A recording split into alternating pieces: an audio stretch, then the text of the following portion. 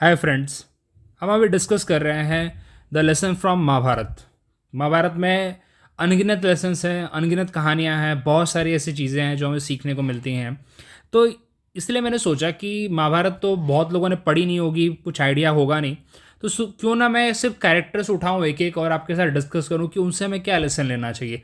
Because अपने आप में एक एक कैरेक्टर बहुत सारे लेसन हमें दे के जाता है।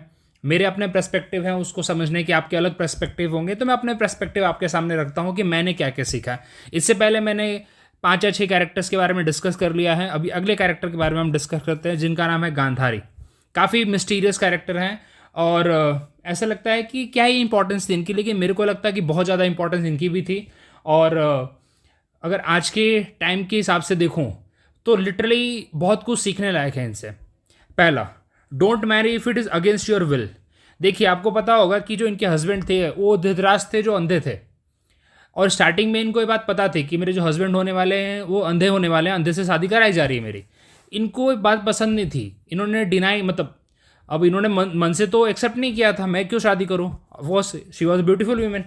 लेकिन इनकी जो फैमिली थी वो गांधार की थी, और उनको पता था कि जो हस्तिनापुर है वो काफ़ी प्रॉस्परस, काफ़ी स्ट्रांग एक राज्य है। तो उनके अगेंस्ट नहीं जा सकते, बिकॉज उनका जो मिलिट्री कमांडर था वो अपने आप में काफ़ी सुप्रीम था, उनका नाम था भीष्म। उनके अगेंस्ट किसकी चलनी थी, बिकॉज वो कहीं भी जाए और वहाँ से जीत के ना आए तो कोई होने वाली बात थी नहीं। तो इनके जो फादर थे सुबल, वो कहीं ना कहीं मुझे ऐसा लगता है डर गए थे, और कहीं ना कहीं एज अ ना काइंड ऑफ अलायंस के तौर पे उन्होंने शादी करा दी थी, जबकि गांधारी पूरी तरह से अगेंस्ट थी। तो इसलिए आज के टाइम पे सोचना चाहिए, मतलब आज के हिसाब से भी हमें देखना चाहिए। तो काफ़ी कुछ अभी चर्चा में भी रहता है कि अगर आप किसी किसी के साथ शादी अगर नहीं करना चाहते हैं, आपके विल के अगेंस्ट जा रही चीज़ें, तो आप मना कर दो। कोई भी चीज़ हो, शादी तो एक छोटी बात हो गई जिसको हमारे समाज ने काफ़ी बड़ा कर दिया है, लेकिन फिर भी अगर आपके अगेंस्ट जा रही हैं तो प्लीज़ आप मत जाओ, आप अपने हिसाब से जाओ, आपको जहाँ लगता है। लेकिन इन्होंने क्या किया था, जो आजकल की कहीं ना कहीं एक बोलते हैं, लड़कियां बोलती हैं कि हमारे माँ बाप जहाँ चाहेंगे वहीं पे शादी करेंगे, लेकिन कहानी कुछ और भी रहती है वहाँ पे। बट ये चीज़ें मेरे हिसाब से समझने वाली चीज़ है आज के टाइम पे भी, कि नहीं हो रही हमारे हिसाब से चीज़ तो प्लीज़ हम चेंज करें उसको। ओके। सेकंड, जो मोस्ट इंपॉर्टेंट है वो है excessive love can be harmful. भाई इनके अंदर जो अपने बेटों के लिए प्यार था, इनके बेटे आपको पता ही है कौन थे, दुर्योधन, दुशासन, और भी बहुत सारे हैं, लेकिन किसी को उसका नाम उतना पता नहीं है। 98 और हैं, किसको उतना नाम दिमाग में रहेगा। लेकिन जो दो फेमस हैं उनके बारे में बात करता हूँ मैं। तो आपको पता है उनका कैरेक्टर कैसा था। अब देखिए, हमें तो वेद व्यास ने उनका कैरेक्टर एवल ही दिखाया है, कैसे उन्होंने मतलब द्रौपदी के साथ किया। उसके बाद और कौन कौन से ऐसी गतिविधियाँ थी जो हार्मफुल थी अपने आप में, एंटी सोशल बोलूँगा उसको मैं आज के हिसाब से। लेकिन फिर भी मुझे ऐसा लगता है कि उन्होंने उस तरीके से एक माँ का ना रोल उस लेवल पे नहीं निभाया जिस लेवल पे उनको निभाना चाहिए था।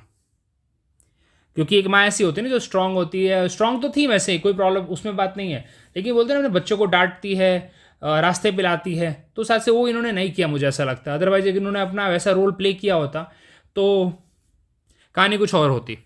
तो आज के पेरेंट्स के लिए और आज के किसी भी लाइक हम दोस्त के हिसाब से देखें, या फिर इन फ्यूचर हमारे अगर बच्चे होंगे तो उस हिसाब से हम सोचें कि इतना भी बच्चों से प्यार नहीं करना है कि वो जो करे वो सब सही है। We have to think rationally, you have to जज देम रैशनली। एक्सेसिव से फेवरेटिज्म करके नहीं जज करना है उनको। And the third and the most important, open your eyes before it's too late. आपको बात पता होगी कि इन्होंने एज ए पतिव्रता पत्नी होने के नाते अपने आंखों पे पट्टी बांध ली थी। एक तो मैं ऐसे बताना चाहता हूँ क्योंकि इन्होंने एक बार ऐसी कहानियाँ हैं, वेद व्यास की महाभारत में ऐसा कहीं नहीं लिखा है। जो लोग बोलते हैं ना कि दुर्योधन को इन्होंने लास्ट डे पे बुलाया था, जो बैटल का लास्ट डे था, बोला था कि तुम मेरे सामने नंगे आना, when I will open my eyes, तो तुम्हारा पूरा जो शरीर होगा वो लोहे का हो जाएगा, ऐसा कुछ है। लेकिन वहाँ पे श्री कृष्ण आते हैं और बोलते कि माँ के सामने कोई ऐसे जाता है क्या, तो उन्होंने उसके जो लोअर पार्ट है उस पर कुछ केले का पत्ता लपेटवा दिया था। बट ऐसी कोई स्टोरी वेद व्यास के महाभारत में नहीं है। तो जो भी माने इसको, तो इन्होंने अपना आँख कब खोला, बहुत देर जाके। ये तो मैं इसके क्या बोलते हैं लिटरल मीनिंग बता रहा हूँ, लेकिन फिर भी इसका कंटेक्चुअल मीनिंग ये है कि इतना सब वो देख रही थी, इनके सामने सब चीज़ें घटित हो रही थी, तो इन्होंने क्यों नहीं उसके ऊपर विचार किया, क्यों नहीं कोई स्टेप लिया, क्यों नहीं इन्होंने अपने एक बड़े डिसीजन लिए। जिससे कि दोनों जो फैमिलीज थी पांडवों की और कौरव की वो एक बैलेंस बना सके rather देन सेपरेट होके फाइट करें।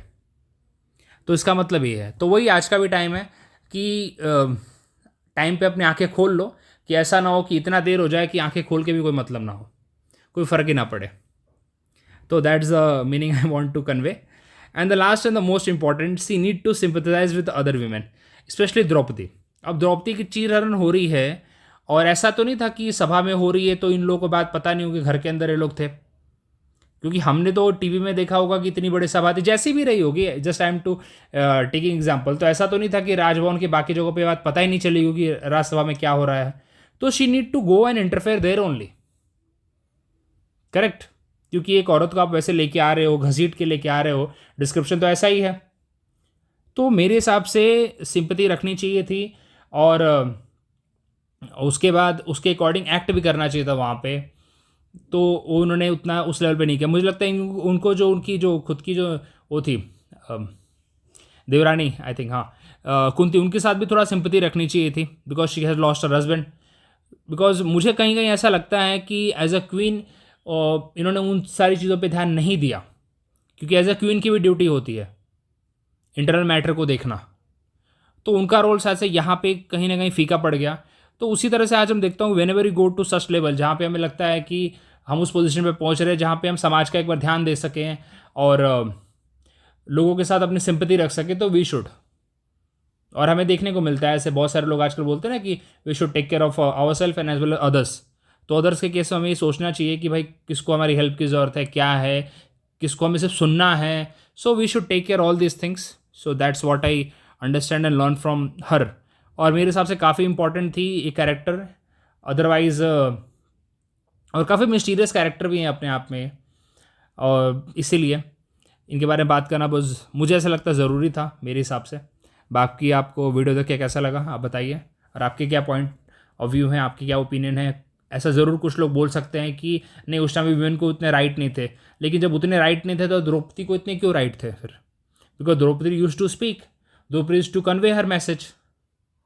सो डेफिनेटली उस टाइम पे औरतों की वैल्यू थी, राइट्स थे उनके। और स्पेशली भले मैं मानता हूँ नॉर्मल जो कॉमन थी औरतें हमारे जैसे, उनकी उतने राइट्स नहीं रहे होंगे, लेकिन जो राजभवन की औरतें थी, जो क्वीन थी, जो रानियाँ थी, उनकी तो ज़रूर रहे होंगे अपने पॉइंट्स को कन्वे करने के लिए।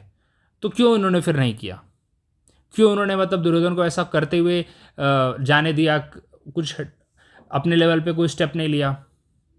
क्यों उस लेवल की उन्होंने शिक्षा नहीं दी? क्यों उनको दिख रहा था कि शकुनी जो था मतलब उन्हीं का भाई अपने उनके ही बेटों को क्या क्या चीज़ें सिखा रहा है और ये लाव करती रही वो? तो कहीं ना कहीं एक फीलिंग ऑफ रिवेंज रहा होगा, कहीं ना कहीं ऐसा रहा होगा कि पांडु के बच्चों को राज्य क्यों मिले, मेरे बच्चों को मिले। तो कहीं ना कहीं वो फीलिंग रही होगी, मुझे ऐसा लगता है। तो वो फीलिंग हमें नहीं रखनी है, मतलब वो फीलिंग उस टाइप के हिसाब से नहीं, but kind of revenge, guilt, ये सब फीलिंग हमें नहीं रखनी है। लेट इट गो एंड जैसे कि हम पीसफुली रह सके और सामने वाला भी जिसके साथ हम रह रहे हैं वो भी रह सके। So thank you very much.